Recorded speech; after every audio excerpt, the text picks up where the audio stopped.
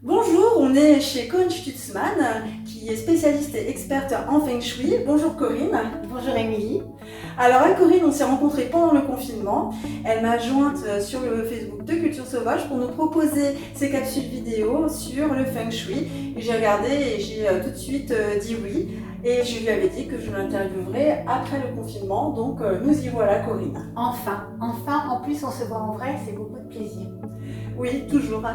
Alors, le Feng Shui, c'est donc un art chinois qui est en fait issu aussi des 4 piliers, c'est ça? Alors, Oui. est-ce que tu peux nous en dire un petit peu plus sur ce qu'est le Feng Shui? Alors moi je travaille avec le Feng Shui du temps présent, qui est l'évolution du Feng Shui traditionnel chinois, qui effectivement fonctionne sur 4 éléments, et le Feng Shui du temps présent fonctionne sur 6 éléments.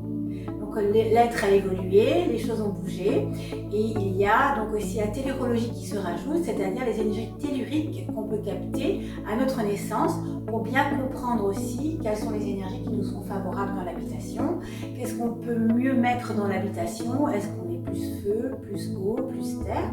Donc tout ça est en relation avec l'habitation parce qu'il n'y a pas que le mobilier, que les couleurs, que l'agencement qui compte, c'est aussi les personnes qui y vivent, qu'est-ce qu'elles ont besoin. Alors si on veut te contacter et qu'on veut faire un bilan de Feng Shui, qu'est-ce que tu vas nous proposer? Alors il y a 2 possibilités. Il y a le conseil d'aménagement sur place où je viens directement voir le lieu des habitants avec les personnes si elles peuvent m'accueillir tout ensemble, mais souvent c'est plutôt madame qui m'accueille parce que monsieur souvent est très occupé, bien qu'il s'y intéresse par la suite. Et donc je donne un premier diagnostic, un état des lieux, de voir comment les choses se déroulent, comment les énergies circulent dans l'habitation et je fais une proposition directe sur place, des choses à améliorer, à agencer, peut-être à renforcer certaines activités, par exemple parce qu'on n'y voit pas clair dans un lieu, parce qu'on ne peut pas bien communiquer. Donc tout ça, la personne aussi va l'exprimer au fur et à mesure qu'on visite les lieux, puisque chaque espace a une histoire, raconte aussi la façon dont les gens se comportent. Donc tout ça, je l'entends, je l'écoute et j'analyse un peu rapidement. Donc tout ça, ça se fait sur place sur 3 heures de temps. Et après, bien sûr, je communique à la personne mon analyse, mes propositions d'aménagement avec les couleurs, les objets, les pierres pour renforcer aussi, puisque le minéral donc, est très important parce que c'est aussi une expression, c'est une énergie, puisque tout est vibration, que ce soit les couleurs, tout ce qui est visuel, mais tout s'exprime. Et l'homme a besoin de ressentir ça. Certains sont sensibles ou pas, mais bien sûr, les gens, quand ils font appel à moi, c'est qu'ils savent très bien que le bois, le métal ne fonctionnent pas de la même manière, ne racontent pas les mêmes choses. Quand on va toucher une table en verre ou une table en bois, il n'y a pas la même chose, on ne réagit pas de la même manière dessus. Donc ça c'est le conseil d'aménagement, donc conseil sur place de 3 heures à peu près. Et préalablement, j'aurais fait les thèmes de naissance des personnes, donc la tellurologie que j'utilise, qui sont les sciences, je vais dire une science des énergies telluriques qu'on a captées à notre naissance et qui permet de savoir si la personne elle est plus feu, plus terre, plus eau, puisqu'il y a 6 éléments en tout, donc il y a le feu, l'air, l'eau, la terre, l'éther et la trame qui véhicule en fait tout ce qui est dans l'air ambiant, on va dire. Alors qu'est-ce que tu appelles la trame? Est-ce que tu peux nous préciser ce que c'est, Corinne? Alors la trame, c'est comme un tissage invisible où tout se nide dans la trame. Il faut savoir que notre Terre, planète Terre, elle est nidée dans une trame. D'ailleurs, les scientifiques l'appellent la matière noire. Parce qu'ils savent très bien que s'il n'y avait pas ça, elle partirait dans tous les sens. Nous, on est des tisseurs de trames. On a la capacité de pouvoir mettre de belles choses ou de mauvaises choses. Donc le but, c'est qu'une trame soit fluide et lisse et qu'il n'y ait pas de nœud, comme un tissu, mais il ne se voit pas. Donc en fait, on est capable de faire de belles choses, mais le but dans le Feng Shui, c'est bien sûr que la trame soit lisse et lumineuse. Alors comment fait-on concrètement pour activer son chi, son énergie vitale? Alors l'énergie vitale, ça, bien sûr, ça part de soi dans un premier temps, bien sûr, de la conscience qu'on va y mettre aussi. et surtout de pouvoir faire circuler les énergies de manière positive. Alors il y a plusieurs écoles, je dirais, mais celle avec laquelle je travaille, c'est le Feng Shui du temps présent. Donc tout est une question d'harmonie de yin et de yang. L'équilibre entre le yin et le yang. Le yin, c'est tout ce qui est froid. Le yang, c'est tout ce qui est chaud. Mais le yin, c'est aussi tout ce qui est féminin. Le yang, c'est tout ce qui est masculin. Le jour, la nuit. Le jour, c'est yang. La nuit, c'est le yin.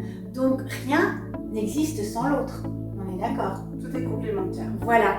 Donc c'est ça aussi, pouvoir que l'énergie chi, comme tu le dis, l'énergie vitale, circule bien, c'est que tout soit harmonie.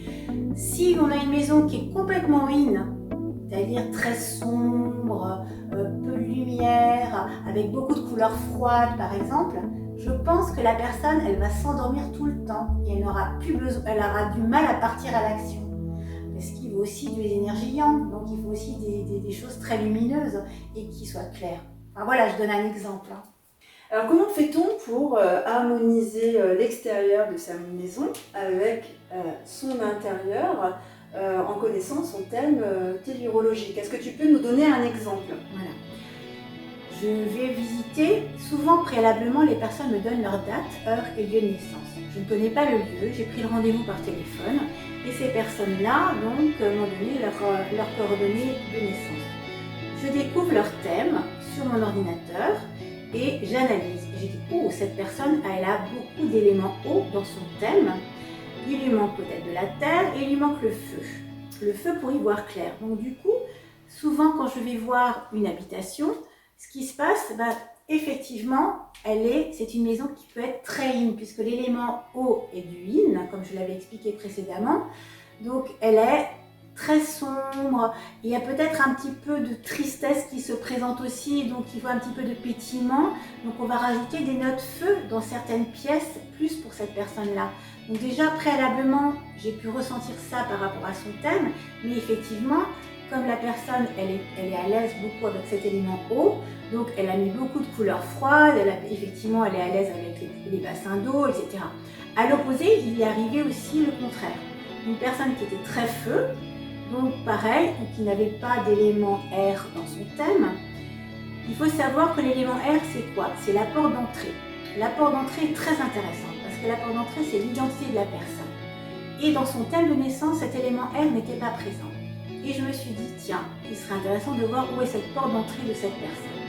Je vais sur place, le jour même, je cherche la porte d'entrée, mais je la cherche. Je dis, mais où est cette porte d'entrée? Et la porte d'entrée, c'est vraiment la bouche de la maison. La bouche qui sourit et qui nous dit, bienvenue chez toi. Donc je tourne, à gauche, droite, rien, je ne la trouve pas. Et finalement, au bout du compte, je vois qu'il y a peut-être un accès à l'arrière.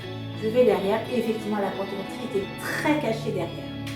Les personnes m'accueillent, etc. Je leur parle, je leur dis voilà, il y a quelque chose à travailler chez vous qui est cette mise en route. C'est l'élément R. L'élément R, c'est vraiment la mise en route, l'organisation, la structure, la gestion du temps.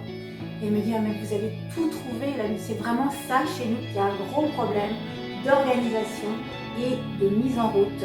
On n'arrive pas à se bouger. Je dis, bah oui, cette bouche de la maison, elle n'est pas là, elle n'est pas présente, on ne la voit pas. Donc tout est lié. Leur thème de naissance, la maison à exprimer, parce que souvent on choisit la maison qui nous correspond par rapport à nos difficultés. C'est pour ça que je parle souvent de la maison miroir. La maison qui fait miroir aux habitants et qu'elle est vraiment en relation et elle nous fait souvent travailler la maison sur nos problématiques parce que je vais souvent plus loin dans le travail. C'est ce que j'ai découvert depuis maintenant 11 ans.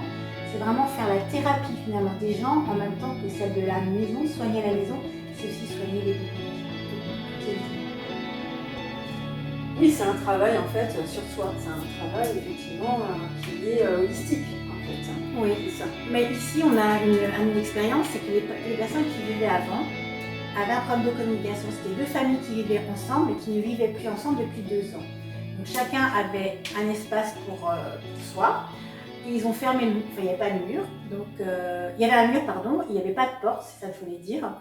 Et donc nous, quand on est venu ici, on avait su qu'effectivement la famille était, il y avait une querelle familiale et qu'il y avait vraiment des non-dits qui ne parlaient plus, la maman ne parlait plus au garçon.